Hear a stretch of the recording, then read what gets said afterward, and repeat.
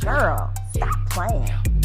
Welcome back to episode 7 of the Girl Stop Playin Podcast, where we encourage you to stop playing with your potential and start working for what you want in life and in love.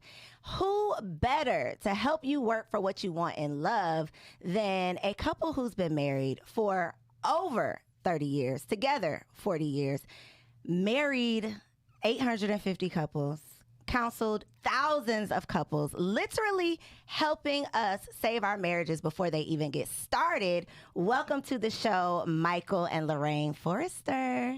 Thank you. Hello. Thank you for having us. Yes, so this is going to be a good conversation. Let me just tell y'all know y'all get all up in my business here on the show. I'm okay with that. But I could not let Kendrick be a part of this episode because these happen to be our pre and post marital counselors, as well as the officiants for our wedding. And he might have tried to tell y'all a little bit too much of my business because I be acting up and getting in trouble. So I'm going to do this show solo. I'm excited to talk to y'all, though. Okay, we're excited too. So being in your space where you are all up in everybody's business so much, what do you feel like is, I guess, the number one need or the number one reason why people find you? Like, because I know, when I found you, it was like middle of the night, like, let me find a resource. What about you? How do most people find you? And oftentimes it is the middle of the night when we see the messages come in. Most of the time it's because of communication, which is that thread that goes through everything that we do in relationship. So we have to break down some old forms of communication and share some new things. And I was just going to say, oftentimes when people are at their wits' end, they don't know what else to do in terms of the marital portion of it.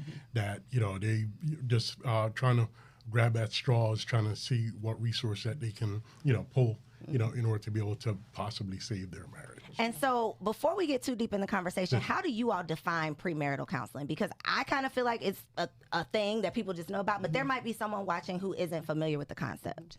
So we know that marriage is supposed to last for a lifetime, but divorce often happens. So we decided to take that D from divorce and use it in what we do.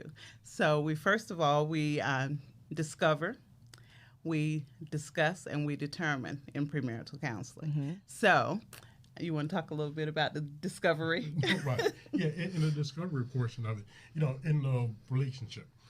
In the courtship portion of it, we oftentimes do not look at those areas that maybe even, cause us a little bit of concern, right? So the conversations aren't happening. With the premarital counseling, hopefully we're reaching to discover some of those areas where couples may not have, thought about particular things that need to be addressed. So that's, the discovery portion of it. Then we chat about it and we discuss, we look at the different filters that each person has come through. We look at some of the things that they've seen in marriages and so forth, and we have those discussions, and then we determine what's the best action going forward. So it's not a cookie cutter, one size fits all. Everybody who comes through the door is getting this one thing. No, it's not that at all. Do you find that typically both parties in the couple are like willing and they're here, they're showing up because this is something that we've come to the conclusion that we want to do together, or is there usually one that's like kicking and screaming through the door? There is a mixture. Okay. There are times where, you have guys who, definitely are seeking success in their relationship and they have a willingness to do it. Then there are the others. Small number of guys. That's a small number. But then the others that, because it's something that's important to their mate, they make the decision to, go along. And then, they actually feel that they derive some benefit from it, from the conversations that we have, because we like to be objective in our discussions. Yeah. And that's something that comes up often because women always have these conversations. We're always going to the things, having the retreats, going to the church groups. Like, we're always having these conversations, whereas men are like at the barbershop, at the gym. Like, y'all are talking, but y'all aren't necessarily talking about how you can improve your marriage or how you can improve the women that you're attracting. What is the resource out there for men who need a resource, but, is there a resource, or do they just He's the resource. Plug. Yeah, I often do man-to-man sessions, with guys, whether you're married or single, people who are teens, people who are just seeking to, have some self-improvement, or even just having an outlet. Right. Because a lot of times even with regular therapy, a lot of times we get to the point where we realize like we're hitting a brick wall because we've done what we can do with what we have. Like you can only get yourself so far, and at some point you need someone outside of you. Someone who can be objective and can see the things that you can't always see. Right. But that's not necessarily the most comfortable thing. Yeah. In the Black community, there's a whole stigma with, you got to be crazy to go to therapy and ask for help and talk to people and telling your business and all of the things. Mm-hmm. So how do we get over that hump? Because if you can't even put your pride aside to put yourself into therapy, a lot of times it's going to be a struggle to say, I need help and you need help. Let's go do this together. Right. And a lot of times when people come to us, it's the woman that comes. And then we will share with her, and she's like, well, I don't know if my husband is going to come. I don't know if my fiance is going to come. And usually when I share with them the fact that my husband is there, and you have the male and the female perspective, then they are more interested. And then a lot of times we'll say, just ask them to come one time. If they come one time, we can encourage them to come. And most of the time when guys come and they're there, they start talking. And when they get ready to go, they're like, I didn't realize it was going to be this way, and I'm glad I came. And and I'll just have to say, there's a presupposition, I guess I could say that, for regarding counseling, the stigma attached to it. Because I know when we were going through hell in our relationship and we sought counseling, that, that was my feeling. I'm not going to share my business with these folks. Right. They don't know me, so on and so forth. But, I believe that, once we start learning to do better, we start actually sharing, with others that there is something better. Situations with guys that, if they derive some benefit from counseling, it's imperative that they should share that with a buddy, who might not want to, share with their family or stuff like that, their deep, dark stuff that, they need a form of, to be able to release that. Got to get out of our own way, though, because if we are going to get to that next level, especially if we're going to do it in a healthy way, because people are still getting married, we're still having kids, we're still doing the things, but if we want to do it in the best way, if we want to position ourselves to be prepared to do it, then I definitely think, it can never hurt to prepare yourself. But I will say, there's definitely a stigma around therapy. Going to the wrong therapist, though, can be worse than not going to therapy at all, because you can get in front of someone that can frustrate you to the point where it's like, I'm more stressed out when I leave than I was when I came.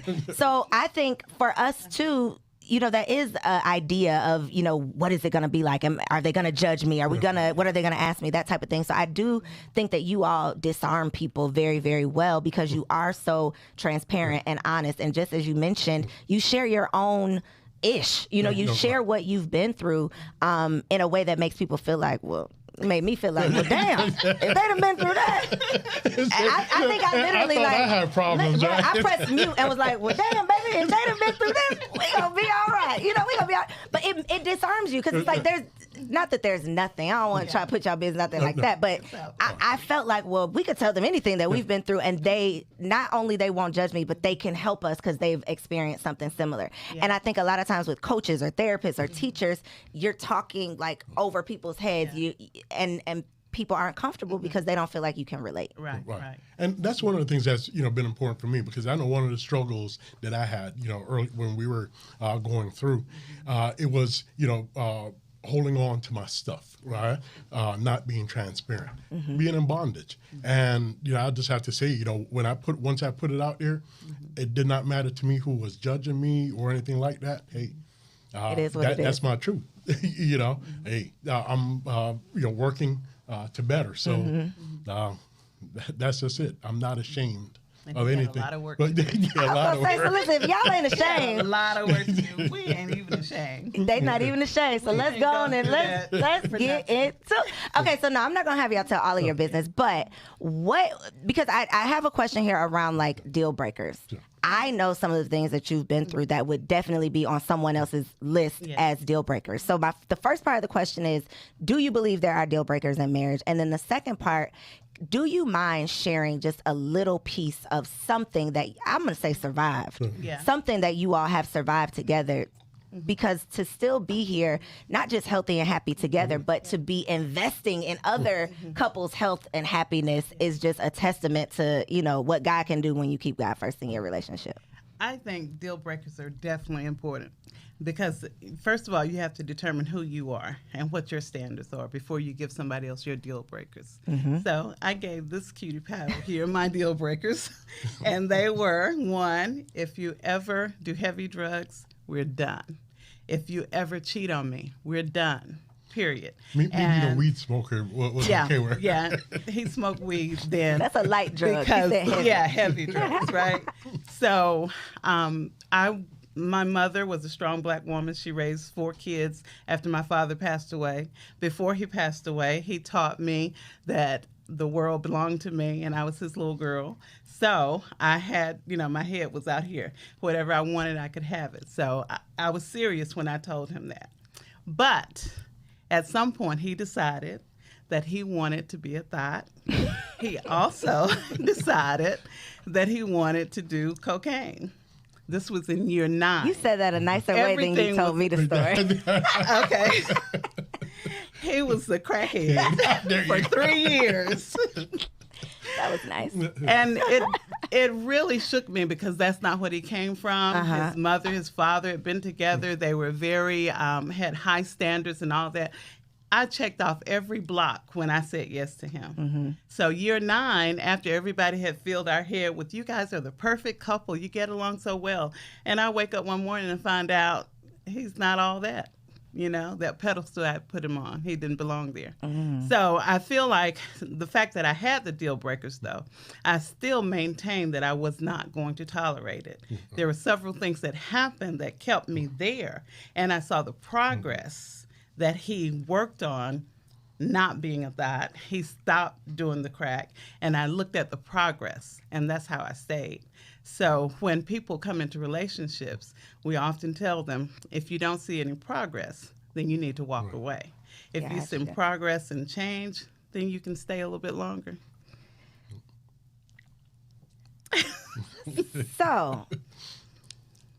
So deal breakers are important. Are there, so then is there, because in my mind, deal breaker means if you do it, the deal has been broken. Exactly.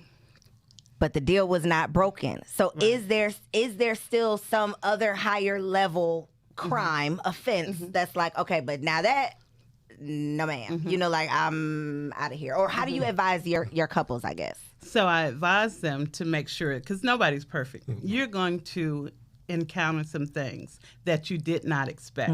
You know, some people will say my deal breaker is that he put his mother before me and I'm not going to tolerate that in marriage. Well, you say that when you first get married and you mean it, but 10 years into the marriage, when you have had a pretty good run so far, but now something changes, do you just walk away? Maybe you do, maybe you don't. So we definitely counsel couples sometimes that maybe divorce is your only option. So, and if there's abuse and there's adultery, you know, abandonment, those are things that you have to determine whether or not you can handle it. Ooh, abuse, adultery, abandonment. Yeah. Okay. And with abuse, we say whether you're going to stay or not, you need to get to a safe place before you make such a decision to stay. You should not stay in the same environment. You can move apart, get some counseling for 6 months to a year or more, and then you decide to come back together. Gotcha. That's for abuse. Did you want to add something? You know, but I think too, you know, especially with the deal breakers, you know, we cannot forget the spiritual component to this. We're spiritual beings going through this human experience. Right? And it's important that, you know, before we make any decisions, you know, especially, you know, when it comes to calling it quits and just, you know, moving forward, you know, what is God saying to us about this decision that I'm making? Yeah. So I'm not going to lie. I'm a little nervous when you say that you could be doing all good and then 10 years in you wake up and he's a crackhead. You know, like, no offense. Hey, but how do you avoid this? Is there a way to avoid it, or is that just life? Yeah. Like people change. And that higher power, I think, plays a big part in that. For me, I was done. I'd never seen that in my family, thank God, and I had not planned to see it in my home. But initially, Koereyelle, I got pregnant, Haven't been pregnant in 7 years, and all of a sudden I'm pregnant. So I said, okay, I'll stay a little bit longer, see if I can work it out. Then after the pregnancy, a couple of other things happened like that, that I knew it was God telling me, be still, just wait. But that's not everybody's story. So when somebody comes to us and tells us that they're dealing with those things, we give them the truth. You know, chances are this is not going to work out as well as ours did, unless you continue. Both of you continue with a relationship with God and know what He wants, what God wants you to do. So I think that comes up a lot. No. I think that comes up a lot too when, and I'm going to say the woman just because I'm assuming this is how it typically is, but the woman feels like I'm doing all the things, I'm going to the therapy, I'm reading the books, I'm doing the things, and then you're not pulling your weight. What do you do in that situation? Is that because the lack of effort means lack of interest, right? Like, how do you gauge that? Well, I'm sure you know. You probably can get your husband to do anything you want him to do if you try, right? Most of the time, men are not that difficult to encourage to do better.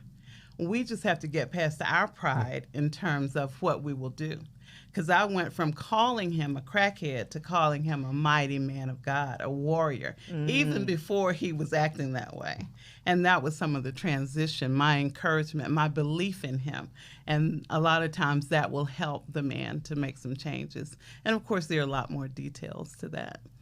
Do you have advice on when a woman should, or how a woman could recognize, like, this man is just wasting my time? Or does it come down to seeing the progress? It does come down to seeing the progress. You know, if there is no effort being made, you know, surely, you know, the woman has a responsibility to, you know, do the best that she can, all that she could do, right? But there comes a point at times where, and it comes to what is God telling you, right? You know, sometimes it is that, you know, you've made your an extended effort doing the best that you can, but there is no response, no efforts being made. And that in itself really is abandonment if there's no willingness, you know, to add to the relationship. You know, it might just be time to call it quits. Call it quits. So you mentioned a couple things that I want to just point out, because we often talk about, like, relationship issues stemming from, you know, you got daddy issues, you grew up in a single parent home, which can definitely have a negative effect on your future relationships. Right. But on the flip side of that, growing up in a 2-parent home that's not healthy can definitely have a negative effect on your relationships. Yes. Growing up with a daddy that gives you the world, tells you can do no wrong, can have a negative effect on your relationship with the husband, right? Or even finding the man of your dreams, putting him on this pedestal of being the man of your dreams, and then, you know, allowing that pedestal to cause you disappointment, that can cause, you know, a negative effect on your relationship. So how can we provide positive experiences for our children without those positive experiences turning negative later? Does that make sense? Yeah. And definitely a lot of communication, you know, and we always go back to, if you fail to plan, then you plan to fail. So if you and your mate are on the same page, that you talk about some things in advance like we do in premarital counseling. Let's talk about the level of peace you want in your home. Let's think about what will happen if this happens one day. How are you going to handle it? Are you going to go in the room and close the door, or are you just going to start yelling and screaming while the children are sitting there wondering what's going on with mom and dad? So we talk about some of those things in advance so you can make some decisions about how you handle them later. And, you know, it's definitely imperative for the, you know, couple to make sure that what they're demonstrating in the home, you know, will not have some type of ill effect later on in the child's life. You know, we know that there are going to be times where, you know, they'll experience or they'll witness some negative behavior, right? But that should not be the norm. Right? The consistent thing should be, you know, a demonstration of love and respect in the home, you know, in front of the children. And for it to be real, that it's not just something that's, you know, we show one thing out in the street and then at home, it's just something totally different. Different story. It's just a consistent, you know, love, thread of love that goes through. So since we are trying to save marriages before they start, you mentioned spirituality. What are some other I guess, important conversations or some other things that we should take into consideration when we are, exploring a potential mate? What are some things that you've seen come up that you're like, well, y'all should probably talked about that, before y'all talk to us, y'all should have talked about that. What are some of those things that people could be talking about to avoid some of the stuff later? Yeah, definitely finances. That's something that couples don't always talk about up front. I don't want to know your business. I don't want to get in your business and all of that. But you're going to be spending your life together. So you might as well accept the reality that your business is my business. Right. And if your mate doesn't want to talk about those finances, maybe that's a red flag, So you have to really consider that. Being open and honest is what it takes to have longevity in your relationship. Yeah. And a willingness really, to have that transparency in your relationship. If you have someone who is, maybe somewhat secretive about, their past experiences and, all these different things, that would really, require some consideration. Yeah. Do I really want to, be involved in a relationship with this person? And sex is definitely a topic that needs to be talked about. Right. And prior to the expectations in the relationship, a lot of times we have different expectations. A lot of times guys will come to us and say, before we got married, it was off the hook. Then we got married, all of a sudden she doesn't want to do it anymore. And sometimes we have the same thing from women. He was there all the time. Now he hardly even looks at me. So now we talk about those things in advance so that when that happens, you have some go-to methods. So you mentioned, after however many years, somebody suddenly changing. Also the expectations, changing. And I think that happens oftentimes too when you've dated someone for so long and then you get married and you have all of these expectations and then it ends abruptly, as soon as you sign the papers, because now you expected, magic to happen. How do we, because I think it's just women who do this, how do we let go of unrealistic expectations so that we can grow, through our relationships? And one thing that we advise couples to do is to have some conversations. Set aside specific time to talk about things where on a day-to-day basis, you're getting to know this person. Each day you're growing, you're changing. So if I'm talking to my husband every day or every 2 or 3 days, and I realize that a few days ago he learned to play chess, then I know something different about him, and I can allow him to grow. So when he tells me that over a period of time, something has been happening with him, then when something big happens, I pretty much knew or expected that. So we do change our expectations as we grow together. So we have to be in the process, or we have to consistently have those conversations and not necessarily sitting down telling the man, we need to talk. Guys always talk about they don't want to hear that. Just sit down and talk. You don't have to say that. Do the warning. Exactly. So when it comes to roles and responsibilities, is that a common challenge where, the woman has an expectation of what a man does in a relationship and the man has an expectation of what a woman should be doing and they're not doing those things? What are some of the unrealistic expectations or the unspoken rules that you're seeing that we can avoid? Yeah. Well, in terms of the roles, we do know the things that have been the customary norms, where traditionally the wife takes care of the household needs, the husband takes care of the things that's, extended, material needs, the yard and all those different type of things. But, but the way society is nowadays, given careers being the way that they are, work schedules, a lot of stuff does not fit what it did 20, 30 years ago. It is not the same thing. So there's a need to have an adjustment there, right? And for the couple to have the conversations, what is realistic for us, right? Does there need to be a shift? Does the husband need to do more cooking? Does the wife need to do, whatever, right? Child care. She never needs to empty the trash. She never needs to. Thank you for clarifying that. Child care, things like that, does there need to be a dual responsibility regarding that? How do you navigate through those different things? And we do believe that there is no cookie cutter, method, to do that. It's up to the couple to create their own template, for what their reality is, and try to do the best to navigate through that. and we do encourage cross-training. Yeah. So when you come into the relationship and you say you have certain strengths, my strength was managing the finances. His strength was just handing me the check. After a while, I was like, wait a minute, this is too much. I don't want to have to be responsible for all of this. And he kicked back like crazy. He was like, I do not want to do it. I'm giving you my check. Isn't that enough? I worked hard. I don't want to be on a computer when I get home. But I was very persistent and let him know I'm not doing it. And if Georgia Power doesn't get their money, it's going to be your fault. So he had to sit down with me and go through, learn how to use the computer and everything, and learn how to do it. And it's so freeing because I don't have to worry about it, As a new mom, I'm just realizing that the things that women do on a daily basis, I will have the baby be lifting something with a toe, have something on top of my head, and get some groceries out the trunk at the same time. I will figure it out, and then on the phone, and on the phone. And the daddy would just shut up to, hey, daddy. It's just different. It's just different. Yeah. Women are superheroes. Divorce in the Black community. Why is it so prevalent? And what can we do about it? Yeah. I think a lot of times we go into it thinking, well, if it doesn't work, we can leave.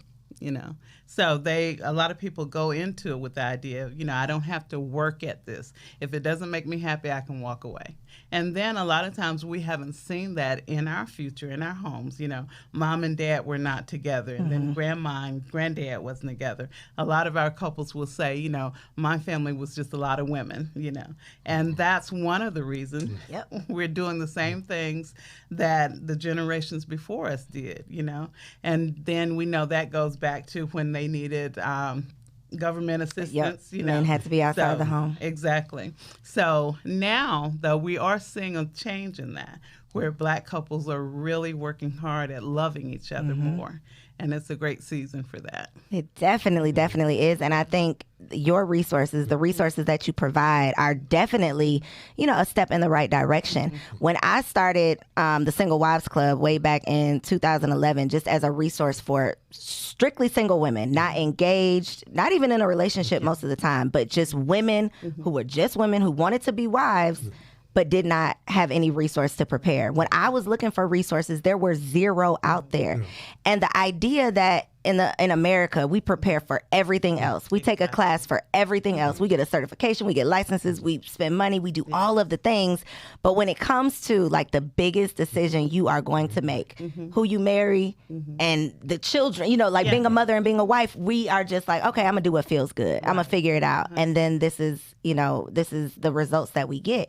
And like you mentioned, so many other women have similar stories to mine where they come from a family of women.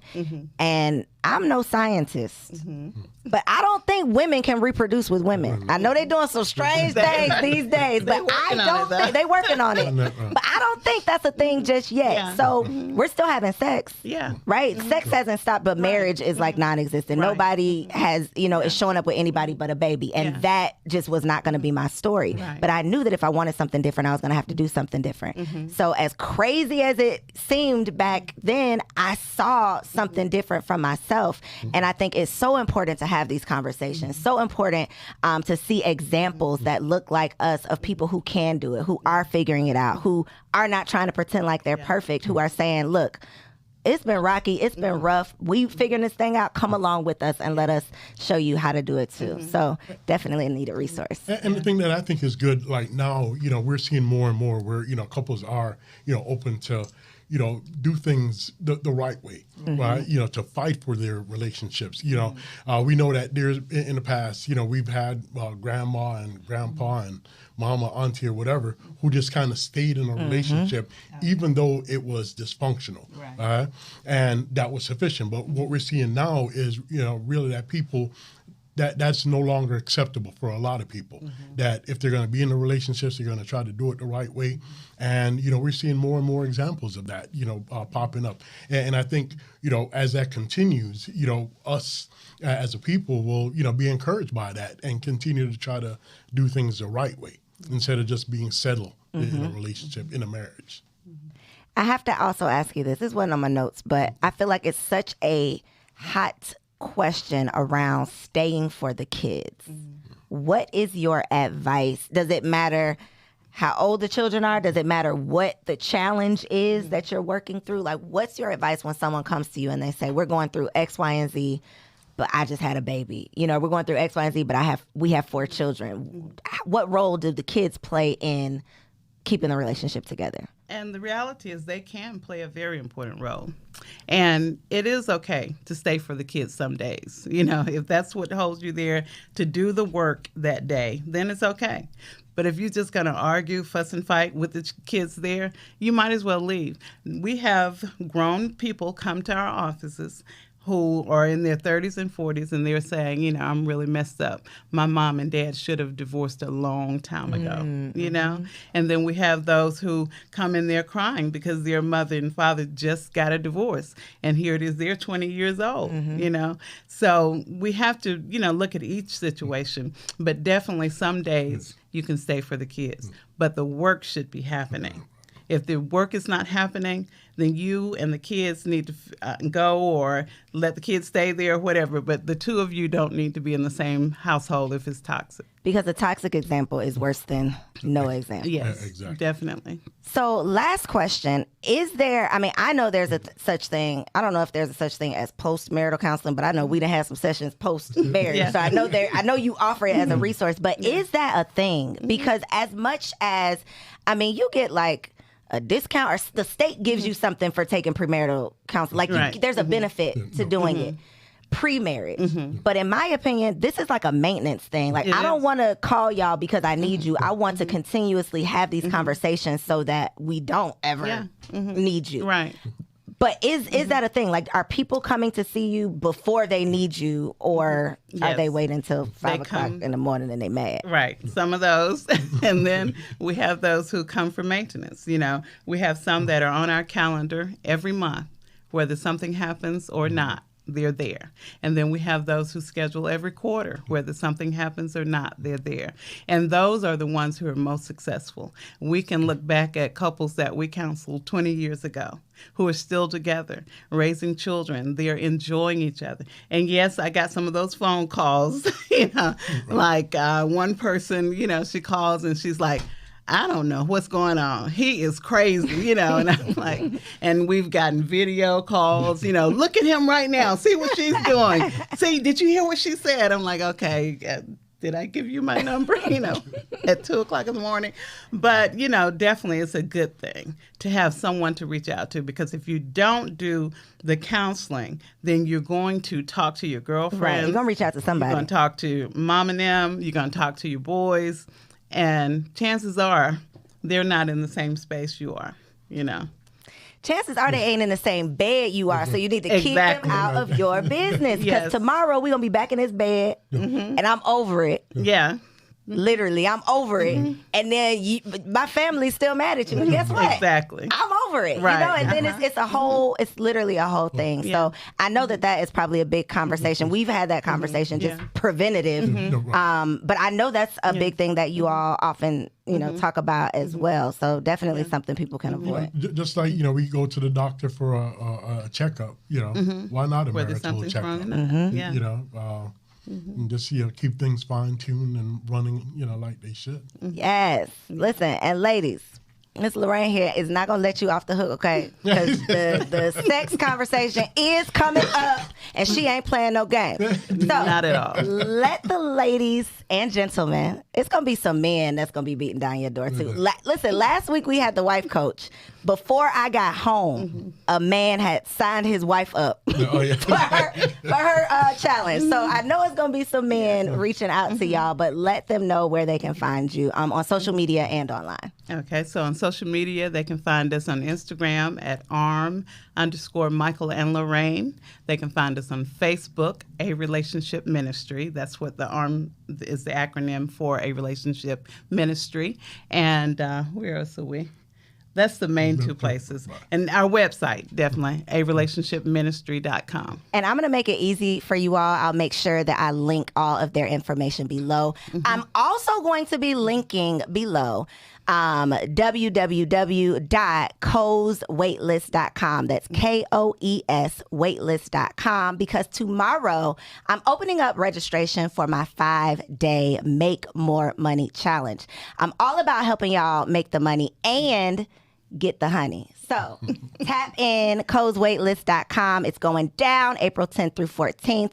Thank y'all so much for tuning in to another episode. And if you have not subscribed, commented below, and liked this episode, girl, stop playing. Peace out. See you next week. Girl, hey, I hope you enjoyed that video. This channel is all about encouraging you to stop playing with your potential and start working for what you want in life and in love. So make sure you hit that subscribe button so that you'll be notified when the next video drops. And comment below and let me know what you want to see on the next video. Peace out.